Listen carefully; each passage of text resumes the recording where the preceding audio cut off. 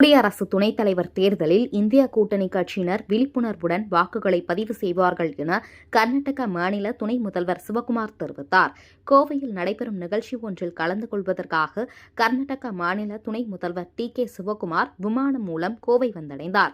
கோவை விமான நிலையத்தில் காங்கிரஸ் கட்சியினர் அவருக்கு உற்சாக வரவேற்பு அளித்தனர்.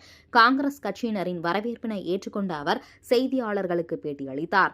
அப்போது அவரிடம் இன்று நடைபெறும் குடியரசு துணைத் தலைவருக்கான தேர்தல் குறித்து கேட்டபோது அதற்கு பதிலளித்த அவர், ஜனநாயக அமைப்பில் எச்சரிக்கையாக ஒன்றுபட்டு போராடுகிறோம் எனவும், இந்திய கூட்டணி மற்றும் எதிர்க்கட்சிகளும் ஒன்றிணைந்து இந்திய கூட்டணி வேட்பாளருக்கு விழிப்புணர்வான வாக்கை பதிவு செய்வார்கள் என்று நம்புகிறோம் என தெரிவித்தார். 13வது ஆவணமாக ஆதார் அட்டை இருக்க உச்சநீதிமன்றம் உத்தரவிட்டிருப்பது குறித்து கேட்டபோது, ஆதார் அட்டை ஒவ்வொரு இந்திய குடிமகனுக்கும் மிகவும் அவசியமான ஆவணம் எனவும், அதை UPA அரசு தான் அறிமுகப்படுத்தியது என தெரிவித்தார். இது நாட்டின் ஒவ்வொரு குடிமகனுக்கும் அடிப்படை ஆவணம் என தெரிவித்தார்.